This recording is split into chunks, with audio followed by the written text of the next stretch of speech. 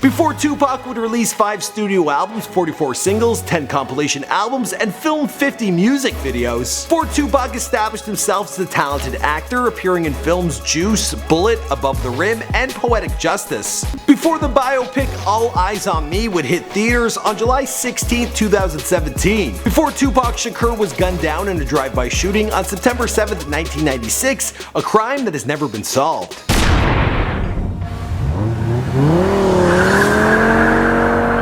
Within seconds, Tupac was shot in the chest, pelvis, thigh, and hand. Tupac's life story is truly a remarkable one, and there are plenty of reasons why he's one of music's greatest artists and still prevalent today nearly 20 years after his passing.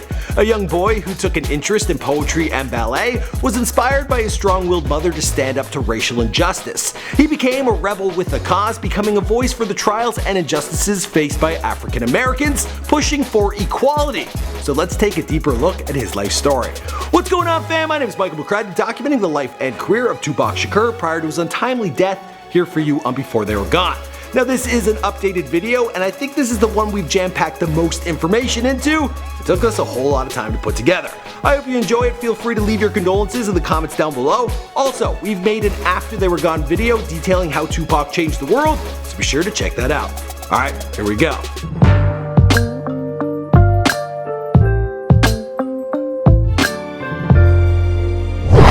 Tupac Shakur was born Lassane Parish Crooks on June 16, 1971 in East Harlem, Manhattan, New York City, New York. The son of Black Panther activist and high school dropout Afeni Shakur, Afeni being the daughter of a North Carolina housemaid. During her pregnancy with baby Tupac, Afeni was actually in jail on bombing charges, and he was born 1 month and 3 days after she had been acquitted of all charges, which included conspiracy against the United States government and New York landmarks. For real.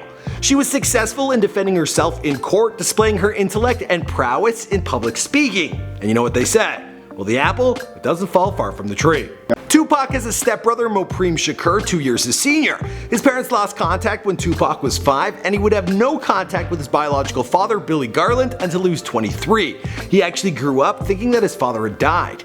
His mother's next partner was another Black Panther activist by the name of Mutala Shakur, who is the father of Tupac's half-sister Sakia. He's also the man responsible for Tupac's surname, Shakur. Unfortunately, it would be only a few short years before Mutula would soon exit the picture as well, probably because he was on FBI's 10 most wanted list starting in 1982. It wasn't easy for me not to be with them. It wasn't easy for me to give up my life for this struggle. Tupac's birth name of Lassane was abandoned by his mother early on, and she took to calling her boy Tupac after the South American revolutionary Tupac Amaru, who led the indigenous revolt against Spanish rule. This revolutionary would eventually be executed by his oppressors. The name Tupac Amaru means shining serpent in Arabic, and Shakur, well, it means thankful to God. But what does the name mean to Tupac? Let's take a look. That's my reminder. Every time you say my name, that's my reminder to never compromise myself and never quit. There's no such thing as a truce while people ain't free, regardless of who it is.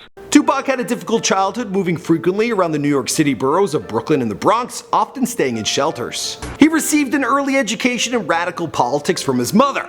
Throughout his youth, he also explored acting and became a member of the 127th Street Ensemble, a Harlem-based theater company, and he was cast as Travis Younger, a character in the play A Raisin in the Sun, which was performed at the Apollo Theater. As a teenager, his family relocated to Maryland, and after completing his second year at Paul Laurence Dunbar High School, he then attended the Baltimore School of the Arts, where he studied acting, poetry, jazz, and ballet. He was considered one of the most popular kids in school for his sense of humor and his skills as a rapper. And these are remarks that were given by one of his dearest friends at the time, Jada Pinkett Smith. I don't think either one of us really thought that we would have made it in the way that we did. Tupac and his family would relocate once again, this time to Marin City in California, where he attended Tamalpais High School, which is in nearby Mill Valley, and it was there that he filmed this very intimate interview. It was in California where his strong mother succumbed to an addiction to crack cocaine, which had become an epidemic throughout the nation. She would buy her drug off the same street corners that her son would sell it for pocket money.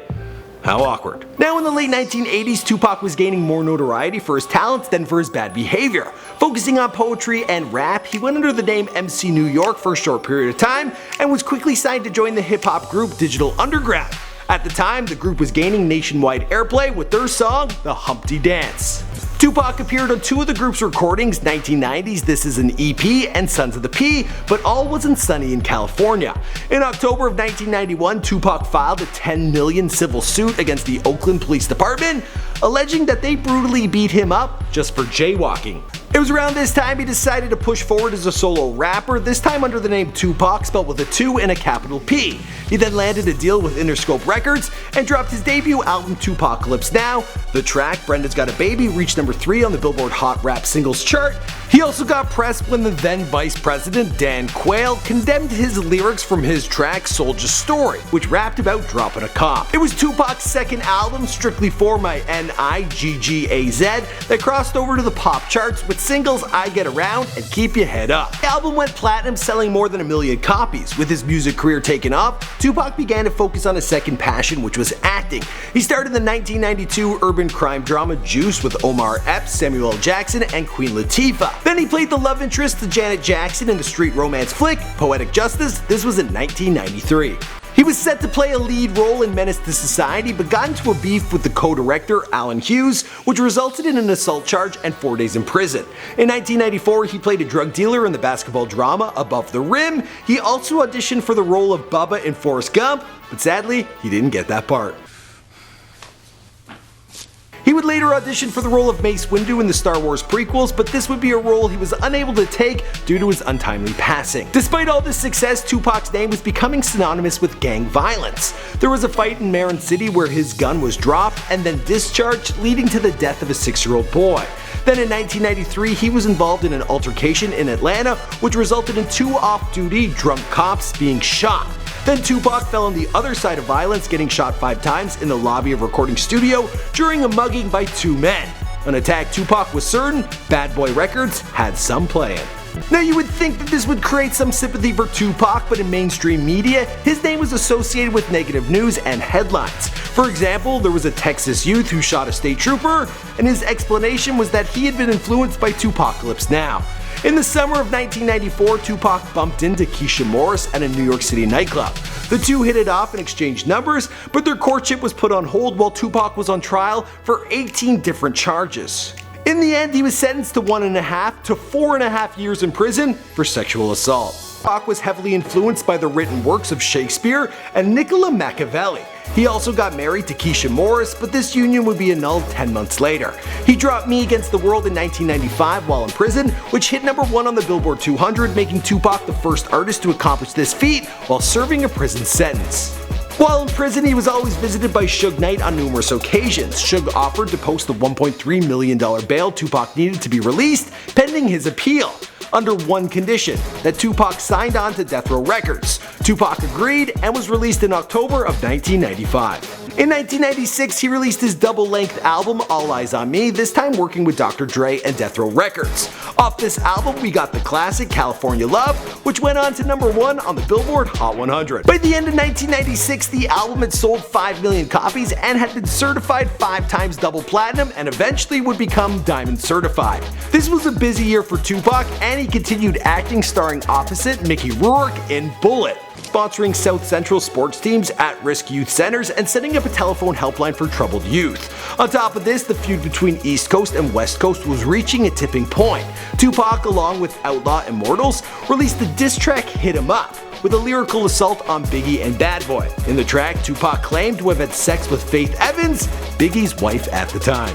On September 7th, 1996, TuPac, along with Suge Knight, they attended a Mike Tyson boxing match in Las Vegas at the MGM.